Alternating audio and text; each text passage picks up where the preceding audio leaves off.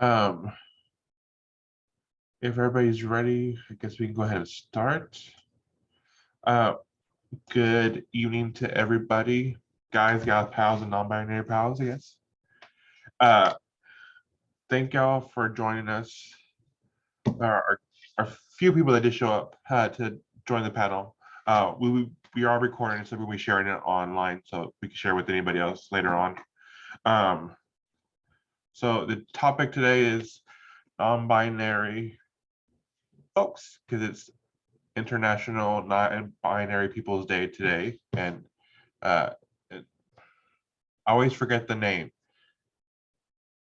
Non-Binary Celebration and Awareness Week.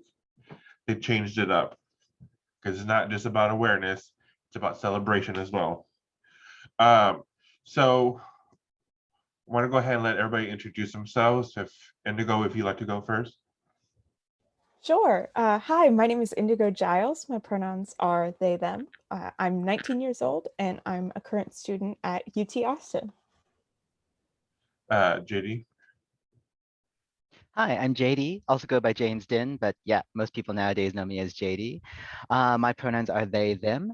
And yeah, I am on the board for Transcendence International. I also work for Tarleton State University with Student Counseling Services. I'm a licensed clinical social worker. And Ash. Hello, my name is Ash Hall. I use they, them pronouns. I guess I'm best known for just like killing like anti-LGBTQ bills in the ledge. And I do consulting, a little bit of healing work, really just whatever the community needs from me. It's really cool to be here. Yes, Ash is one of my favorite people. She's my champion and my sibling. So I always enjoy having them join me on these panels.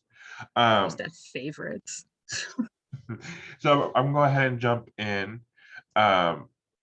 There was a story that happened last month that I think a lot of us may have missed, of a non-binary student in Florida that was celebrating at a on-school outdoor picnic and had a pride flag up on display, and another student ripped it off the wall and threw it in the trash can, and then assaulted the teen after the teen took it out of the trash can. Thankfully, the school did suspend the students that assaulted the teen.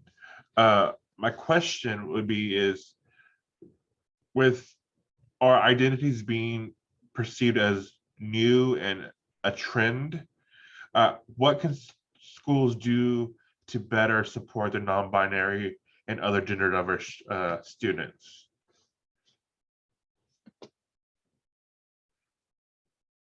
Anybody can go first.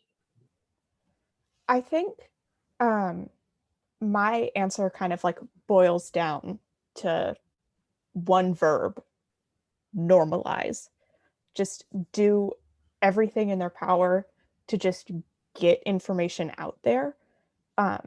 Because so much of this kind of like hatred and vitriol that we see comes from just ignorance, because people tend to fear the things that they don't understand and hate the things that they fear.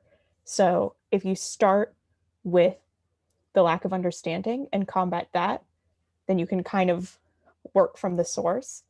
So I would say just put information out there, make it accessible, normalize asking for pronouns, normalize sharing pronouns.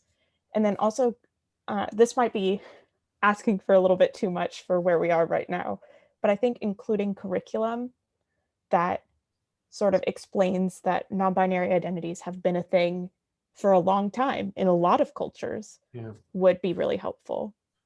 At least since 300 BC that I'm aware of. JD or Ash, you want to input?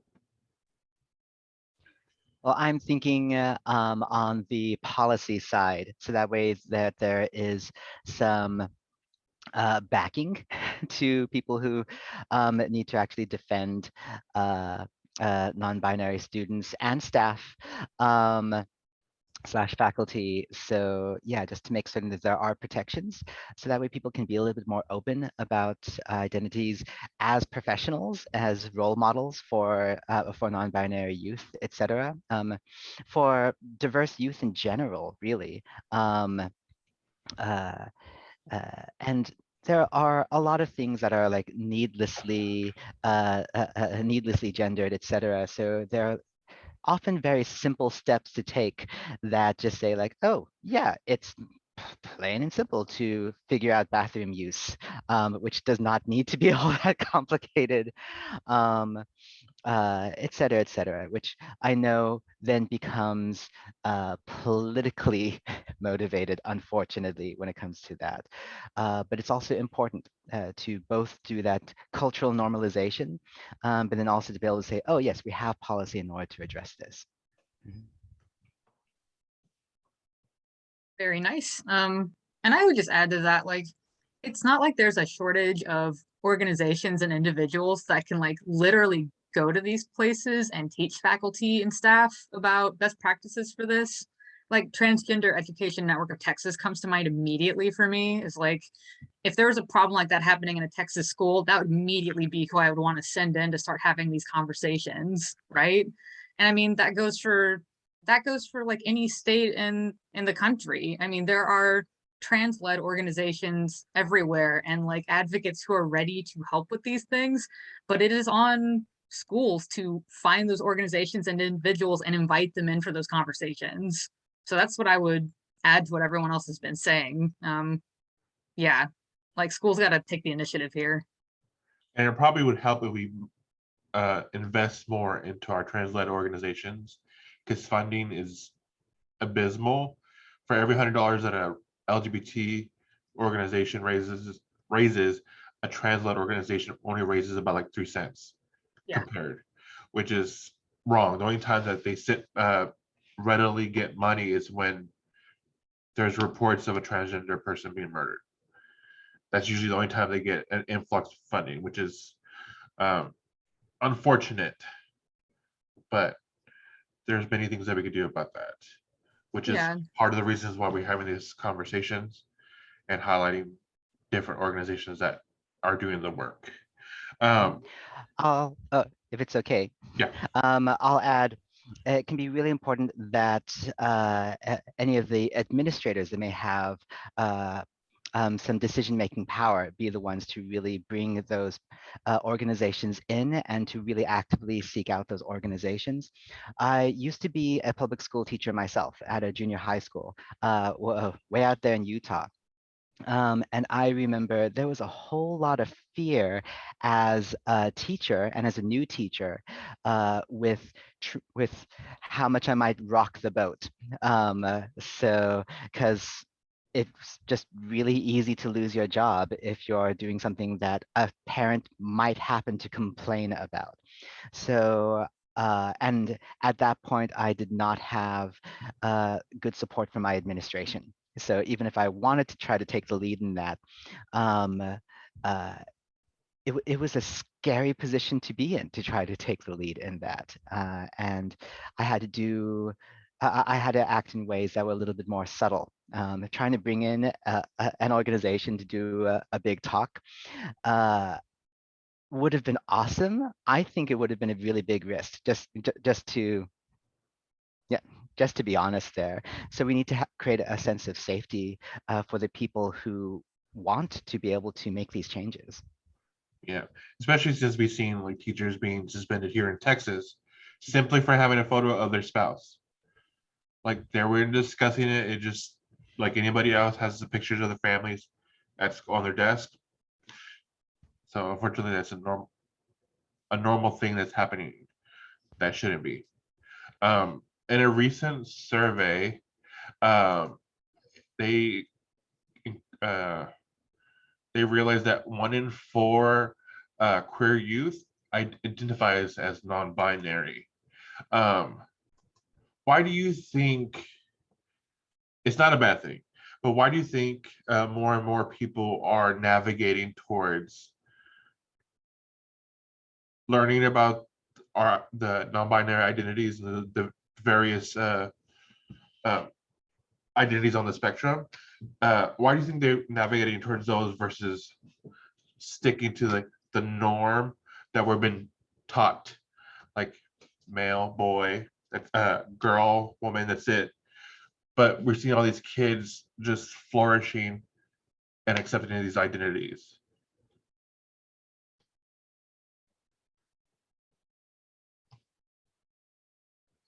Ash? I mean, for one thing, the information is more available than it's ever been. I mean, like, if I had known what any of this was when I was in like even middle school, like it would have changed my life like much, much sooner. But that wasn't really as available back then. And so some of it is that like both our generation as well as like some of our queer ancestors have like really paved the way, and like now this information is everywhere and it's easier to access. I think that's part of it. And I think there's definitely more forums and open discussion about what is dissatisfying about gender roles and living within the binary. And when people know that they have more options, I think they're more likely to explore them. And I find that really exciting. And I'm super thrilled for all the youth that are joining our ranks. Yeah. As far as me, when I was in high school, which is like 15 years ago, I didn't really know there's anything past the T on the acronym. And our school didn't provide us, they didn't like block it from us, but they never like, hey, there's more out there. And I'll say, when I was in high school trying to figure all this stuff out, my exposure to the trans community was very binary. And I remember looking at that and just thinking like, well, that's not me, so I guess I can't be anywhere under that umbrella. So I guess I'm just going to be non-conforming. I'm going to be breaking gender roles, et cetera, et cetera.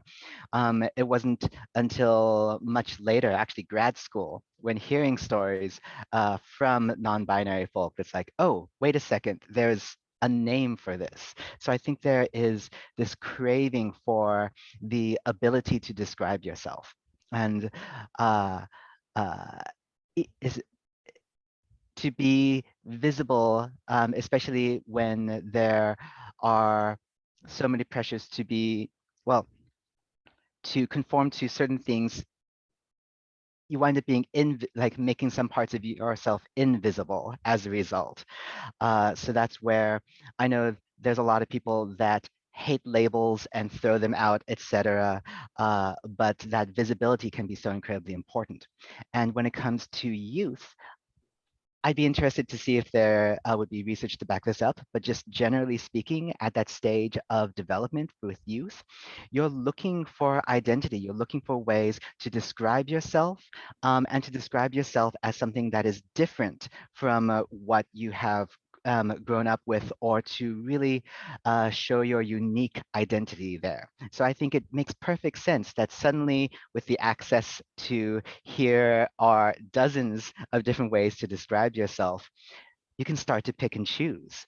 I don't think that particular side of things is any different than saying like what kind of music you're into, different kinds of jocks. Some people say like, yeah, jock, but I'm a football jock, or I'm a tennis jock, or I'm a lacrosse jock, that kind of thing. There are lots of different ways to identify, and you can really bond with that, and be fluid with it as well. Indigo, with you being the youngest on the panel, how, around what time did you learn of the non-binary identities and realize that you identify with that? So I was first kind of like introduced to the concept of transness when I was in 7th grade. And then about a year after that, after kind of like squirreling around on the internet, I figured out that there was even more options than I originally thought. And so I realized that I was non-binary when I was 14. And I definitely think that having access to things like the internet, and specifically like social media platforms like Twitter and Tumblr and things like that, where people were sharing their stories and like putting words to their experiences, that I could read and then go like, that sounds like me. So that really helped. And then kind of like to go back to the previous question, something that I've noticed, especially in the past year, is that there's been like a huge influx of both people that I've just seen online, like via TikTok or whatever, and people that I know personally realizing that they're non-binary. And I think the pandemic has actually played a big part in that, because I think that a really good definition of gender is that it's a performance. And so suddenly everybody's in quarantine. The only person you have to perform for is yourself. And so once you start realizing that you don't have to do the things that you've been doing for everybody else in your little performance, then you can have that freedom to start exploring. And I think that I've seen that in a lot of people that I personally know. And I've seen that with a lot of people online. And so I think it's a really interesting trend that would be probably worth some study. But even with just the study that you mentioned, I think a big part of it is just information access. Yeah. I'm 35, and to be honest, the first non-binary person I met was Ash. Yeah, was it like 3 years ago that we met at the Capitol? 2019, right? Yeah. Yeah. Yeah. So just out of luck, Ash and I got called up at the same time for to testify together, and now they're my sibling. Yes. And everyone is cordially invited to be siblings because I literally adore everyone on this call. So Yes. And also, like, I'm like really happy to hear your story in particular, Indigo. Like, yeah, I hadn't even thought about the effect the pandemic might have on people having a chance to slow down and like question reality and question their identities. You make a really good point with that. That is fantastic. And now I feel like I'm going to go and like ask a whole bunch of people about that. So thank you for sharing that. Yeah, of course. Could I just add, so I've noticed over the past couple years that with the popularity of certain shows and like cartoons, like Steven Universe has opened up so many of my clients. Like I have little ones that are like, oh my gosh, like I didn't even know this was a thing. So I think just the representation that they're having on the media now has made a huge difference too. Yeah, definitely. I love Steven Universe. In another study that I shared recently with Ash, they did a study on the population of the US, and they have estimated there's roughly 1.2 million non-binary folks in America, which doesn't seem like a lot of people, but at the same time, it's a lot of people. And it makes people have to realize that we're here and we're not going anywhere. We've been here forever. We just haven't been allowed space. And we're taking up space now, and we're not going to go anywhere. There was some, I need to find the specific question I had, but I know JD had mentioned wanting to discuss certain things about the topic of being trans enough or non-binary enough, because obviously look at the four of us, we all look drastically different from each other. There's not a certain aesthetic of what it means to be non-binary or trans, and often not people want to push us to a certain degree, which is more or less trying to push us into a binary of what it means to look like. We don't owe anybody any certain amount of androgyny or femininity or masculinity. I'm very masculine presenting, but I have like colorful hair, and that's pretty much all that I've experienced so far, that as far as transition is that I want at the moment. who knows if I want to do more later on. But what experience have y'all had with your inner thoughts of how you should be looking versus how you actually look, and what influence may have geared you to doing certain things? So that's actually something that I've been thinking about a lot lately for myself, mostly because like there is a pitfall to kind of like the popularity or the increasing popularity of like social media platforms and stuff like that that are increasing this kind of representation, that it's kind of inadvertently pushing kind of like an ideal of what it means to be non-binary. And so you see it talked about a lot, that like most people, when they, because of kind of like the prevalence of this stereotype on the internet, when they hear non-binary, they think like skinny white kid with basically hair like mine, that dresses in androgynous clothes. And so for a long time, I was like, oh, that's what I need to do. And so I was going out and like buying boy clothes because I was like, okay, now I need to dress like this to be non-binary and things like that. And for a long time, I was very uncomfortable with wearing things like skirts or dresses because I wouldn't pass if I wore those. And what I've been kind of like unlearning and relearning, I guess, is that one, I still get mammed anyway, no matter what I wear. So there's not really a point to it. And two, there isn't really ever going to be like a correct way to pass, because like you said, non-binary looks different for everybody.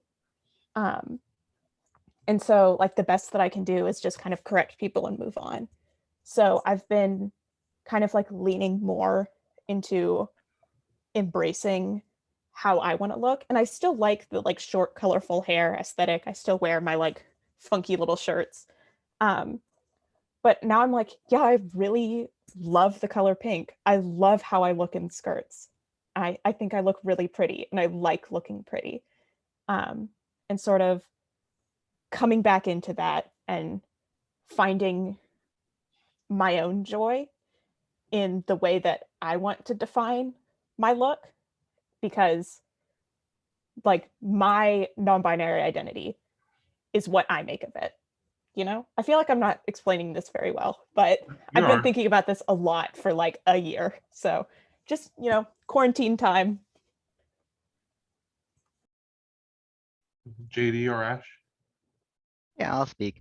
I find it funny because it's almost this weird, almost like backward sign of progress that, hey, we as non-binary folk also get to have potentially toxic, impossible beauty standards. Ah, that like, okay, we have reached that point. But ultimately, I like to think of it more in universal terms of we have our gender journeys. But then because we exist in a system that hasn't facilitated our journey, we have to figure that out ourselves, and we might have to kind of repeat that over again of like, oh, wait, now let's see what happens if I try the stereotypical stuff. How much do I get to really try that on? And how much do I get to do that as a performance for other people versus a performance for ourselves, for just being there? I know for myself, it's been an interesting journey because I have had my own personal journey of figuring out and just accepting, okay, I wind up breaking certain gender norms anyway growing up, but then starting to own that and also exploring that with my wife, who is trans and at the beginning identified as non-binary. as genderqueer, possibly bigender.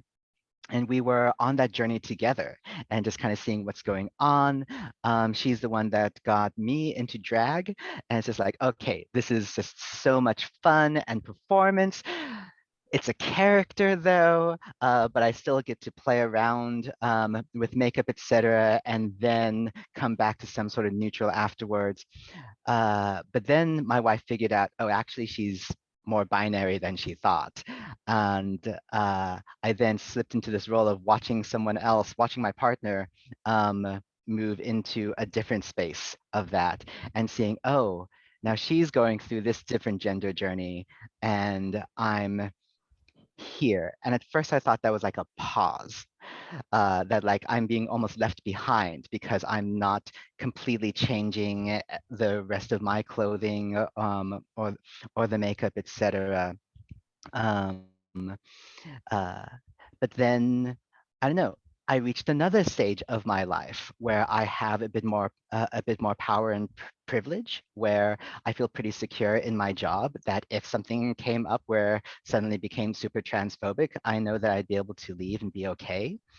And so it's like, oh, I kind of skipped over being visibly queer. So doing like the colored hair thing, etc. It's like, well, maybe I can go ahead and do that now. So that might be in my near future. I've been on the lookout for a good hairstylist and colorist to do that recently. Um, uh, because, well, it's just been fun. And I think that's been important to recognize that like, okay, we can just have fun with this and be kind of casual about it, that it doesn't have to be this grand life event that like, oh, here is my style, that I wear this kind of shirt, etc. It's all okay because we all get to have fun with it and just be ourselves.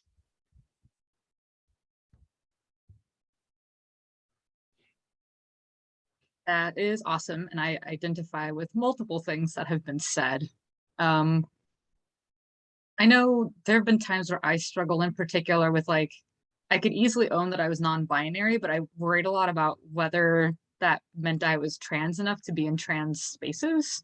And found throughout my own journey that like some people reinforced that fear and some people broke it down. And I think there is a point that you reach where you just kind of make peace with yourself and decide for yourself that you're trans enough or that that's not a label that applies to you, and you figure it out. And I eventually reached the place where even when there's people that try to say like, oh, you're non-binary, but you're not trans, it's like, no, you don't decide that for me. Not how that works, especially if you're cis. I'm not going to sit here and let you tell me that to my face. Just saying. But I mean, I think in some ways that is something that the trans community has to work on still a little bit. And I think we're going to see something, a division here in between different generations in particular, is that there is going to be folks who believe that non-binary doesn't belong with the rest of the trans community. And then obviously many of us in the non-binary community understand gender and what it is to be trans much differently. And so, I mean, for me, transness, being non-binary, I don't think changes that we make to our bodies, like that doesn't need to be a part of the equation. Like if you identify personally in a way that is different from what is on your birth certificate, as far as I'm concerned, you're trans and you can use that label if you want to. Also, no pressure to use it. But I mean, there's such a thing as social transition. There's such a thing as medical transition. And there's like areas that are kind of in between both. And I think it's all valid. And I hope that, you know, as our community kind of within itself continues to have these conversations, that we kind of all reach the same page so that we're not inadvertently ostracizing each other. It's something that I worry about a lot. It goes to really a bigger conversation I've been having with some mentors of mine about like how our community is so traumatized, and that a lot of that is around abandonment and being left behind or being rejected, and how it's very easy for us to replicate that against each other, and what it's going to take for our community to recognize that, stop doing it, make amends with each other, and move forward from it. This is something that's on my mind. And then, of course, dealing with folks outside of the community, that's just like a different level. But I think a lot about the internal healing that our community has to do. And so when you ask about being trans enough or non-binary enough, that's what it brings up for me, certainly. It's just like that there is work to do there. And hopefully, once the Texas legislature stops attacking us every turn they have, we can actually like breathe a little bit and not only address the pain and the fear that we've been through at their hands, but also start doing some internal healing and some community building that I think will make us all stronger and healthier. I would love to add to that. Yes. Because I am aromantic, asexual, and agender. So Awesome. it's pretty rad. And I see a lot of this kind of like discourse nowadays about literally all three of my labels, where it's like, do these count as LGBTQ plus? And it gets brought up like once a year, like some sort of curse, some sort of plague. We can never be rid of it. The ace discourse never stops. The NB phobia is so rampant sometimes. But it's kind of a weird feeling because I see most of it about kind of like the asexual label. And so I feel like I never have to worry about that because I have my non-binary identity to kind of like, oh, well, if people question this part, like I still am in the community because of this. But then that is like, well, am I part of the trans community? Or is it too on the edge? And so it's just so complicated. And I am 100% resonating with Ash right now. Just that kind of like, whatever label you want, it's all good. And I think honestly, like if you experience the world differently than a cishet person, you are part of the community. Yeah. Like if your experience of attraction and or gender is not cishet, welcome. Right. And I honestly like, and this is the perspective of like a chronically online teenager, but I feel like people just make it really complicated a lot when it doesn't really need to be. And so I definitely agree with Ash that I think there needs to be some kind of like internal reflection and healing within the community when we get a second to like actually think about that rather than like attacks on literally every level. Right. So here's hoping we get a chance to like slow down and chill out for a sec sometime in the future. During the excuse me, during the quarantine, I spoke a lot with Ash about the trans identifying aspect of my identity and how I struggled accepting that moniker along with my identity. Mainly my initial struggle was for the fact that I wasn't physically transitioning in any specific way. Everything was that I've done has could be considered topical, like hair and maybe nail polish and stuff like that. And I felt like it was wrong for me to accept that part of my identity. And Ash, like all the stuff that they brought up was like kind of like a slap in the face, like, hey, no, if you feel you're trans. And I'm very appreciative of the times I get to talk with Ash on one-on-one because they're a fountain of information, and I very much appreciate that because I'm always constantly wanting to learn stuff. And the next thing I want to from the survey that go ahead, Ash. Before we move on, JD, you unmuted for a second after Indigo was speaking, and I was curious about if you had thoughts on what we were talking about. Oh, yes, actually.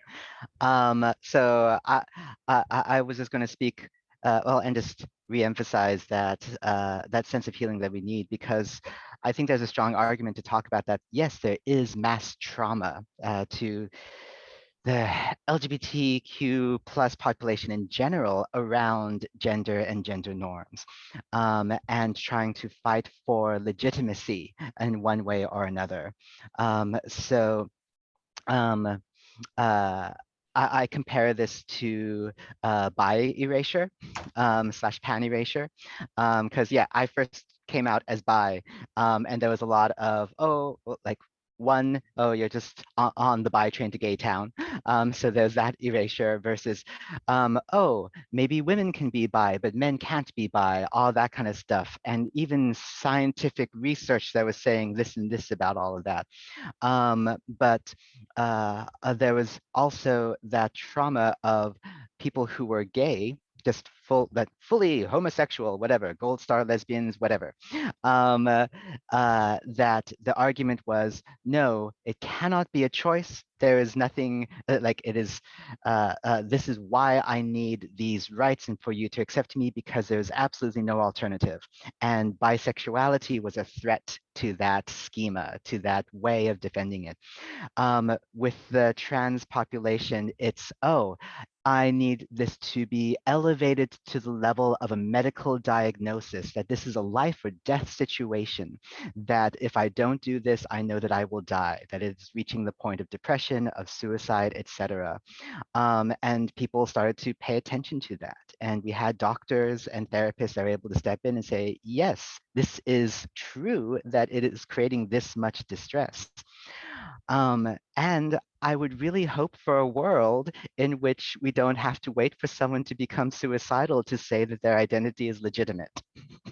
That if we're fighting for a better world, there should be a world where someone can be happy with themselves and still transition, or still choose whatever level of transition that they want, social, legal, physical, etc. And when you start to deconstruct that, non-binary just makes sense. And all of the various labels under non-binary just make sense. And it just becomes better ways of describing how we live our lives. Like there's the term bisexual. I now more often use pansexual to describe that. Also demi, by the way, so demisexual. And just more ways to say, like, this is who I am. And I compare that to how we use colors. Sometimes you can stick with Roy G. Biv, but there's ask any designer if there's a difference between a Carmen red and a cherry red or something like that. It's like, oh, heck yes. Or if you try to say that, oh, well, pink is a kind of red. So what if we just say that Cadillac Barbie pink, you can switch that up with fire truck red, right? That's just going to be fine, right? No, we have a way to describe this, and it makes more sense when you have the words to start to describe that. And at the same time, sometimes you just want the color red, right? So use labels when they're helpful and effective is what I say. That was beautifully said. I just want to say that. Thank you. Recently, the U.S. government decided to announce that we will have another option on our passports for gender with a gender X marker, which is very exciting because, at least for us here in Texas, that's possibly the only document that we can change currently will be that. What are your thoughts on that? Because there are a lot of people that have a fear about adopting that across the state. Kate Sosin did an article recently where majority of the people had some slight fear about running in and just getting the gender X marker on their passport for various reasons, and I agreed, like, the only thing that I would be concerned about is going to a country that I'm not personally aware of has issues with the LGBTQ community. Obviously, we know the ones that don't are not accepting of us, but with that added extra confusion for some people outside of our community, they may not understand that. So what do y'all think about that specific aspect of that documentation being available for us?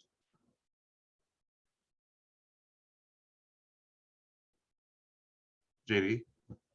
Yeah, I know. I was initially incredibly excited, and I was just like, "Oh, yes, I'm gonna get that." And then I really did have to think, like, wait, like there's a chance that I know that I'll want to visit family out in Vietnam, but I have no idea what that would actually mean to have that like exposed out there.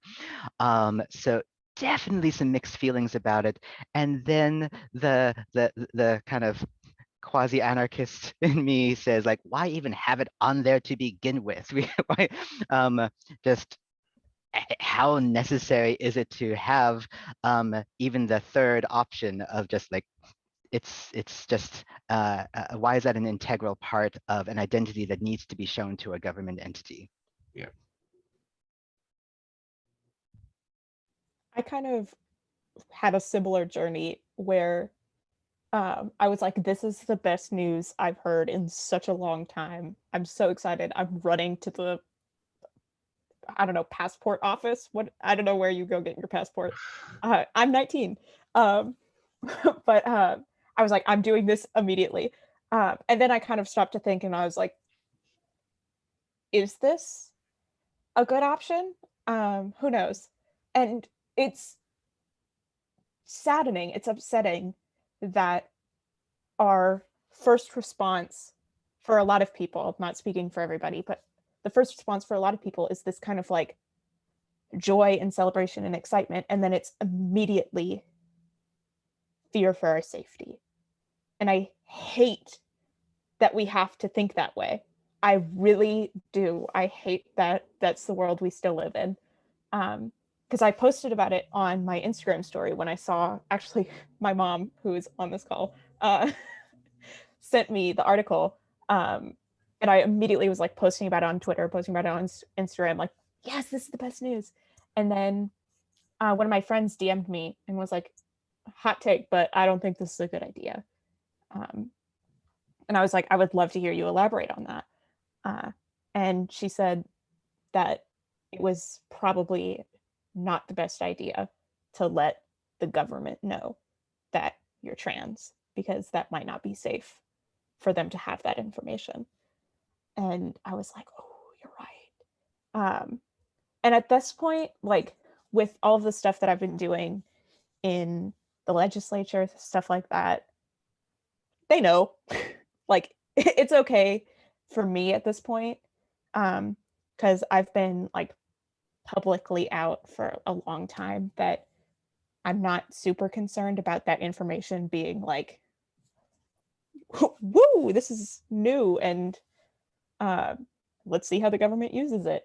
Because for me, it means enough that I would still want to have that kind of like physical marking of like, this is who I am, something that is correct, that shows who I am.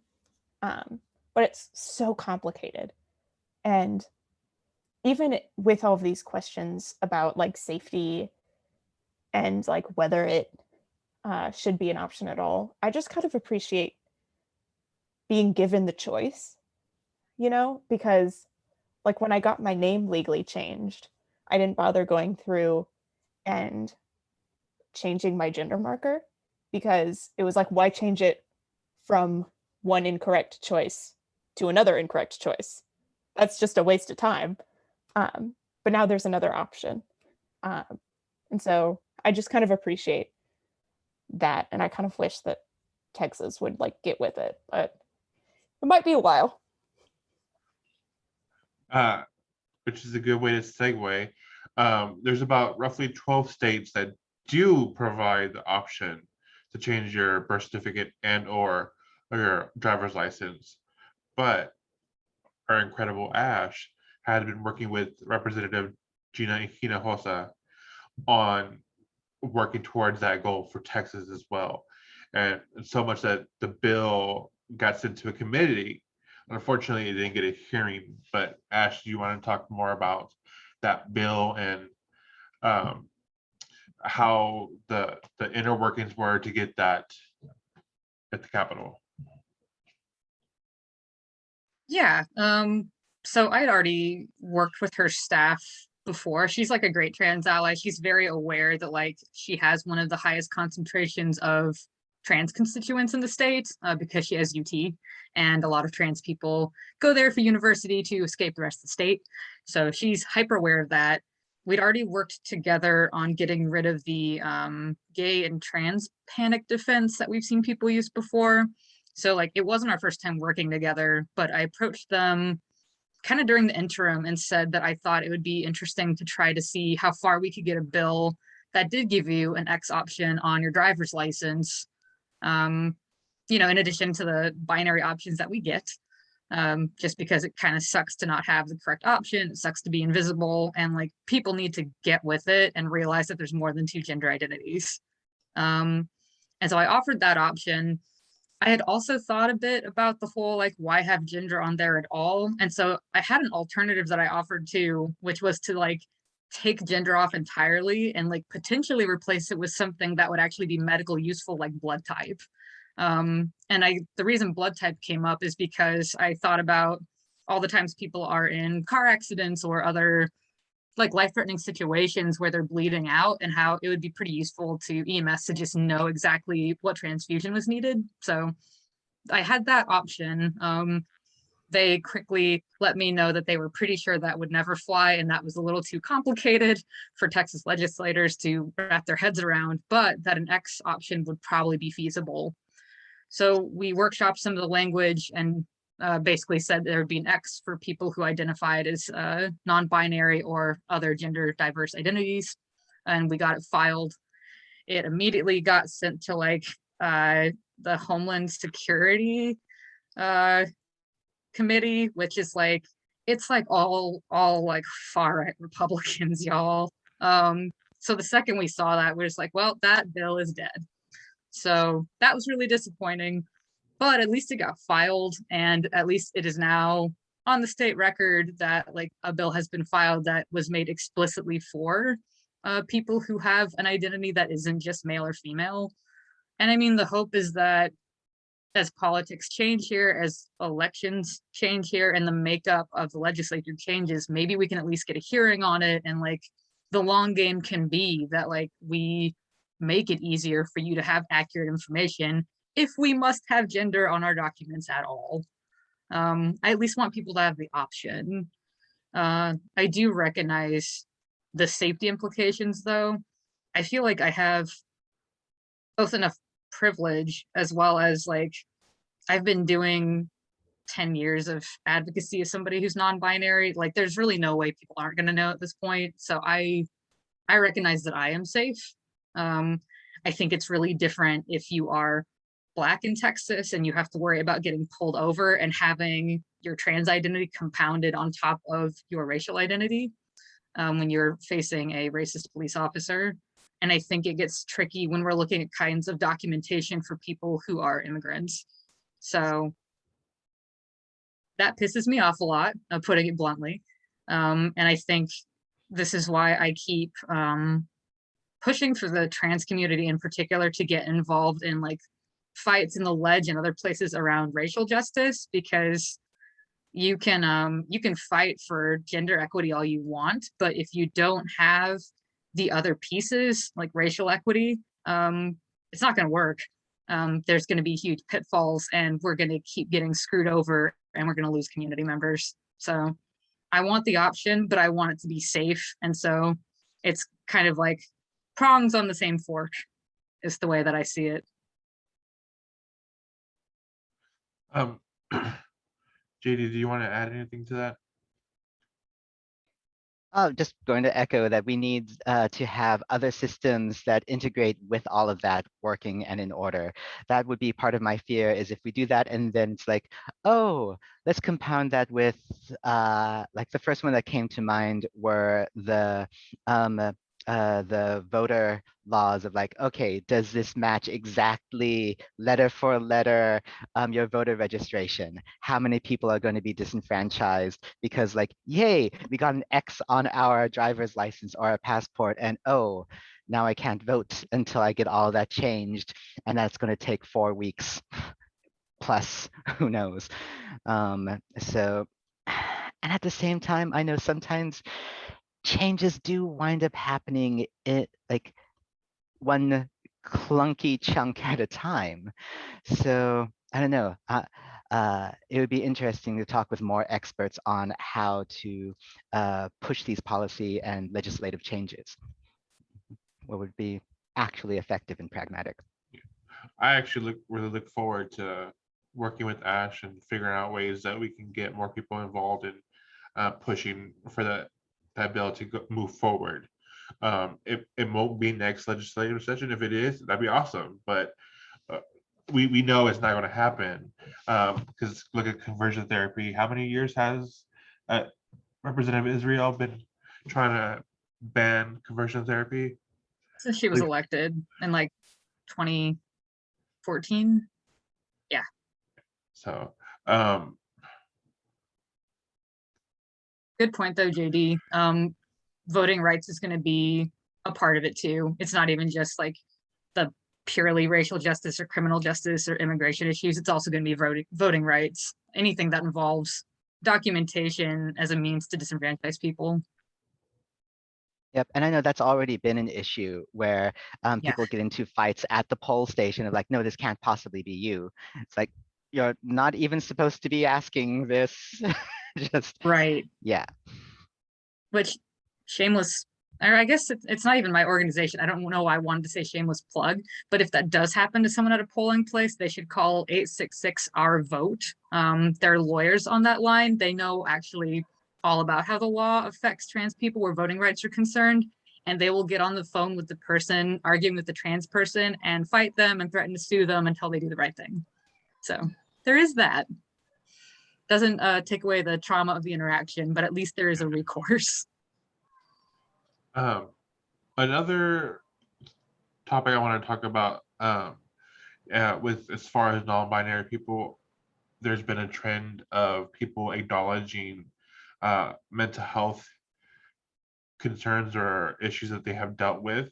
And the study that we spoke about earlier, 82% of non-binary adults have faced emotional abuse as a child.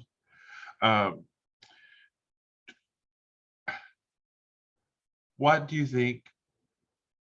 I want to phrase it correctly in a way that's not intrusive, or especially since Indigo's mom's on the call. Why do you think there's so much connection with as far as emotional stress and connected with non-binary people, especially with some of us who have known for a lot longer, and those versus who've known more recently?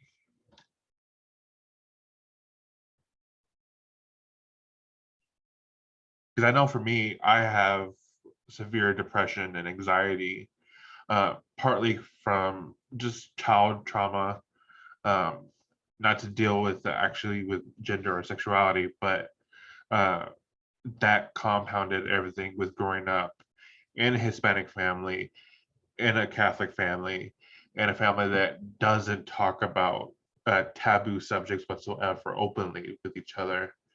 I know that's part of the reason why I struggle with mental health and took a long time to reach where I am now, and mentally and accepting of my identity. Have any of y'all experienced any forms of those issues and concerns as far as mental health and acceptance within yourself, if with other people within your family? Yeah, I definitely kind of like around the same time that I was reaching my conclusions about my gender identity, I was also struggling a lot with mental health issues. So I also had clinical depression and anxiety. And I don't know, I mean, I'm a psychology student, so this is like a super interesting question for me. Um, and I have a couple theories about why there might be that sort of comorbidity, but I think that would be a really interesting thing to research further, um, to kind of get some more concrete answers. Because like I can talk from my experience and I can talk about my thoughts, um, but I don't know if there's like a definitive answer. I would love to hear if there is one.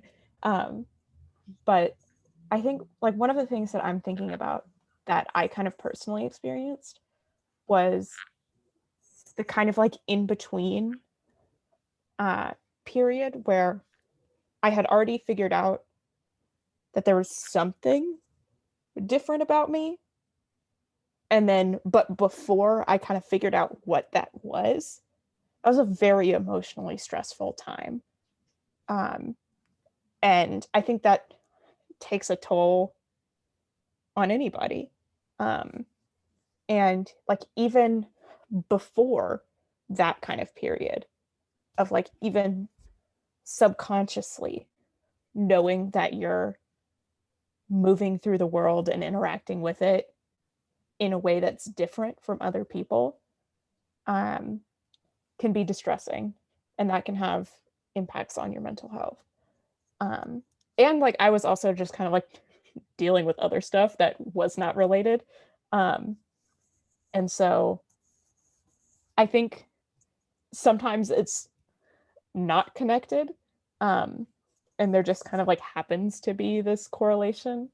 Um, because I think, and maybe it's that like people who have like self-reflected enough to figure out that they're non-binary have also just self-reflected enough to go see a therapist.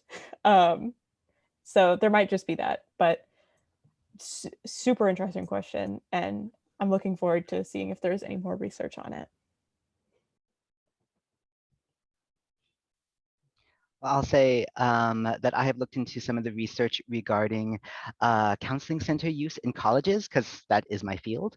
And so we already know from some relatively recent studies, I want to say coming out of UCSF, that LGBT students in general are going to be more aware and more willing to talk about mental health concerns, are more interested in accessing mental health services, although they are also reporting barriers to that access. So that's a whole separate issue right there.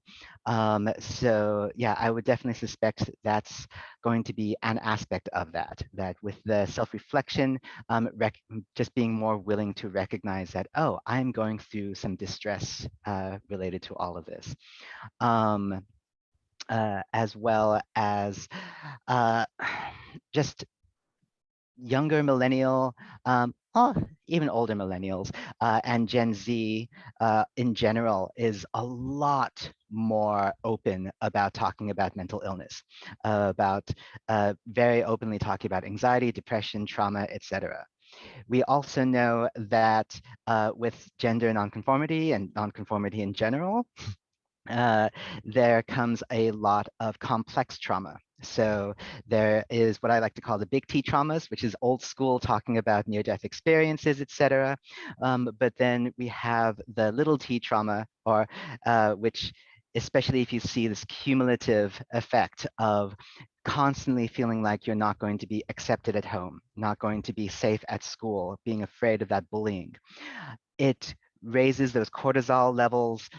It makes impacts on your brain at crucial times of your development. That's going to increase your risk of various mental health concerns, whether or not they reach to the level of a mental disorder.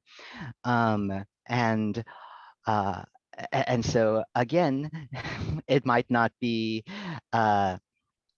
well, it might be those societal pressures that are creating those issues. Also, trauma and abuse is underreported.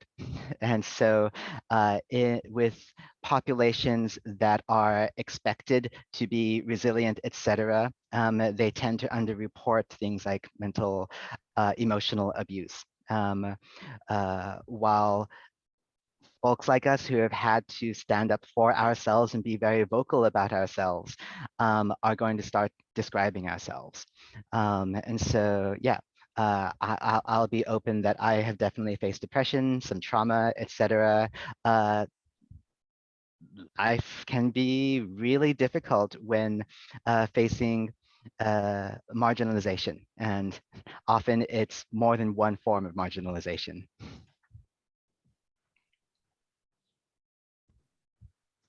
Okay, so I didn't know that like all of us have like mental health backgrounds, so that's badass. Love it. I got my degree in psychology, so this is very cool to realize that we have this in common. Yeah, when I heard that correlation come up, I immediately thought of like what my teachers always said, just like correlation does not equal causation. And so like something that I will argue until I'm blue in the face is that like being trans or being non-binary is not what makes people experience mental health issues. More often than not, it's how other people respond to us being trans and non-binary that will contribute to our mental health issues. So like that's on the world around us. That's not a result of having a gender diverse identity. Again, we've existed forever and plenty of people have been fine. So establishing that first, because I get the sense that there will be opponents of how we live who see that and try to make a case that we make ourselves sick or our parents make us sick, and that's not how this works. I think child abuse was mentioned in that. Is that what you said, Gordy? Yeah, it was part of the statistic that okay, faced emotional child abuse. Right. As a So my child. thought, yeah, that makes sense. A theory I have around this is based on what I have studied around child abuse, and frankly, what I've also experienced around it, is that a lot of that abuse is about controlling the behaviors of a kid, if you're the abusive parent. And if you're somebody who is non-binary and trans and you don't know that yet, but you're trying to figure yourself out and you're acting in ways that don't match the way that parent thinks you should be acting, then that parent is going to be more likely to engage in emotional abuse. So I'm not terribly surprised to hear that. It's one of those things where like when you know you're different and you're trying to explore that, if you happen to have an abusive parent, they're going to exploit that. So that kind of makes sense. I don't think it's the same as saying that like you have an abusive parent and therefore you have become non-binary, because that's wild and makes no sense. Yeah. And again, I feel like I have to say it out loud because there are people who I suspect I will hear from in future hearings who will try to make this argument and we will have to rip it apart. So want to make that point. And yeah, I mean, I think when you are slightly different from what people tell you is normal, not only do you have to navigate that like internally and with the people in your life, I think in some ways it makes you more aware at a younger age that people are not treated the same and they're not treated fairly, and that this narrative that we are spoon-fed at a young age that like everyone loves everyone, everyone treats everybody well, everyone's accepted, is bullshit. And that can be a really tough thing to swallow when you're young. And so I'm not surprised to hear that there's a lot of depression and anxiety that comes in our community at a young age, because I mean, I remember seeing firsthand like how my best friend in high school was treated as like a Black woman, and just like feeling completely depressed about that for like 3 weeks straight, just based on an interaction we had in a parking lot with somebody. And like I'd already been getting treated different as somebody who refused to conform to the gender I was assigned at birth. And so it kind of made me more aware of when other people were treated horribly for things that they had little control over, or like, even if they did, like, why treat people badly? So yeah, that's I guess what that brings up for me is like, you end up figuring out at a pretty young age that like the world is not the safe haven that adults try to tell you that it is. And that some of us are going to be treated horribly for no good reason. And that this is potentially something we have to deal with for the rest of our lives. And that's a lot. That's a lot for a really young brain to take on. And to do that while you're also trying to figure out who you are that's pretty huge. So I'm not really surprised to hear that. I just want to make sure that we make it very clear that like, this is not a case of like, one thing causes the other thing. It's like, there's a lot going on here. And I think it's a lot more complicated. And yes, JD, take it away. Oh yes, well, just in that line of like, okay, what should we be drawing from these kinds of studies?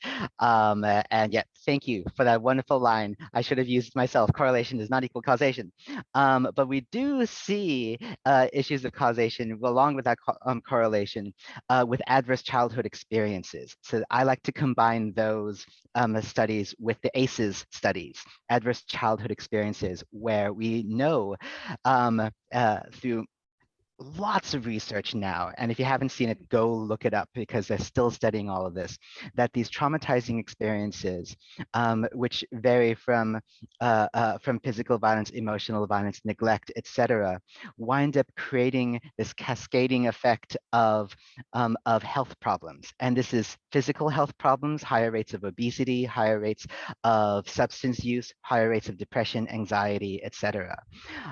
So if we're seeing that non-binary youth are experiencing these higher rates of emotional abuse, that is going to be causing so many more challenges in the future, or at least contributing to those, where, and so it's so important that parents who see this, rather than thinking that, oh, this is how we create non-binary people or trans people, but to realize that there is a vulnerability that we need to make certain that we pay attention to.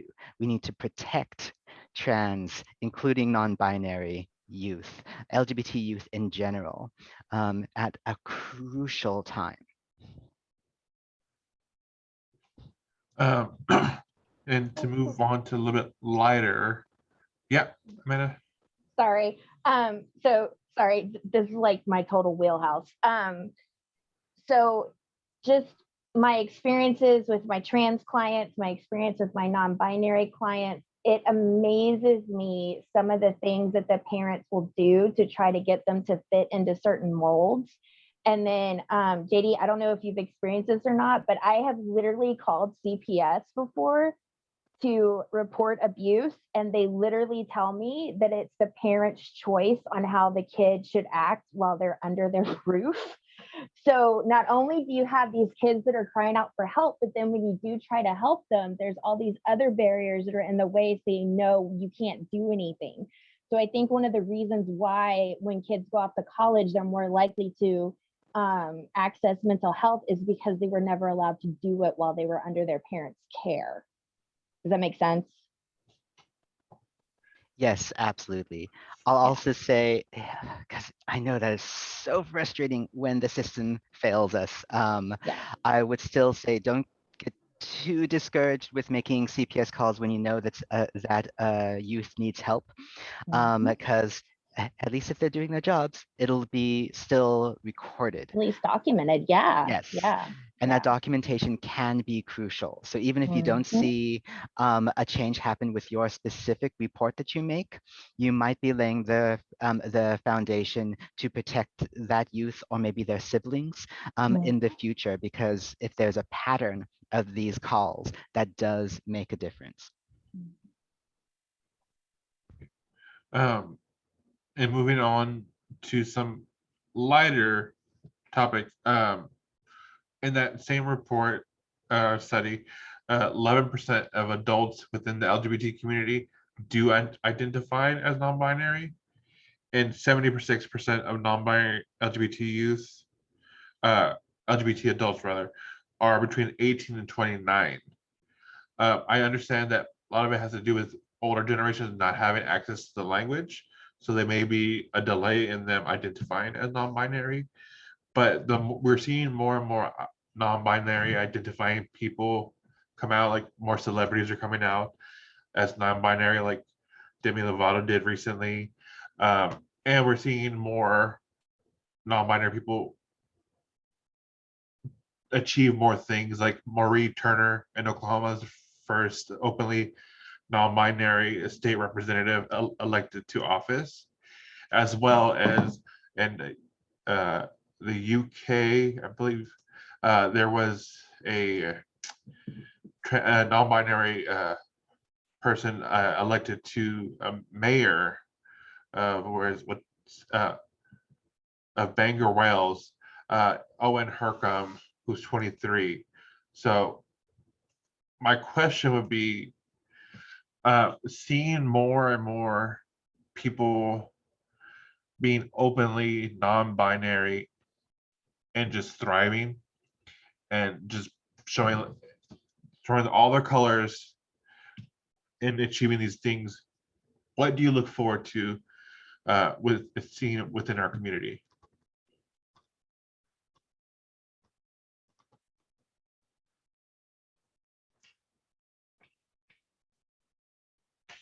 This may be kind of a silly answer, but I'm kind of looking forward to doing that myself. Like that's been kind of a goal of mine for a hot minute, is to like that's like a motivator to whatever I decide to pursue, go far and do well, just to kind of like prove that we can. And it feels kind of like, I don't know, like selfish or pompous or whatever, but like I hope that people are watching, just so that, I don't know, I can like throw a big finger to like conservatives that don't think that we deserve places like this, and also like show to like younger kids, like younger generations, like we look at what we can do, look at what you can do. Because we talked before about how important representation is. So seeing like non-binary people can be taken seriously, non-binary people can be politicians, non-binary people can be actors, directors, everything. It's so important and it's so exciting. I can't wait to see kind of like what the next big thing is. Like it's honestly, it feels like silly, but like just kind of sitting here like, wonder who the next celebrity will be to come out and make it even more normal. Because every time something like this happens, it's putting another stone on the path down, you know, that younger generations can, and I know it's silly for like me to be talking about younger generations, but like they can follow. And it's like, I get emotional, like thinking about like the struggles and fights that the like people before me endured to make my life kind of like as easy as it has been. And then thinking about the fact that I might be able to do that for the people that come after me. Gosh, that's exciting. So it fills me with so much joy, that thinking about the fact that it's going to be even easier for people in the future. And so like, I don't mind. Well, I kind of do, but like mostly I don't mind fighting and long hours at the Capitol and things like that, because like the work that we're putting in now we'll make it so that people after us don't have to. And that's an exciting thought.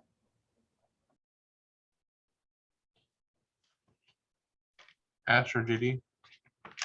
Yeah, just I don't think that's like you said it might be silly, but I don't think that's silly at all. I think there's so much to be gained of thinking about the people who have paved the way for us, that we have so many heroes, many of which are really unsung heroes that have made things so much easier for us, and we get to do that for the next generation. Absolutely. It can be so lonely when you think that like, oh, there's no one that gets to be my role model. Can someone that's like me even do this?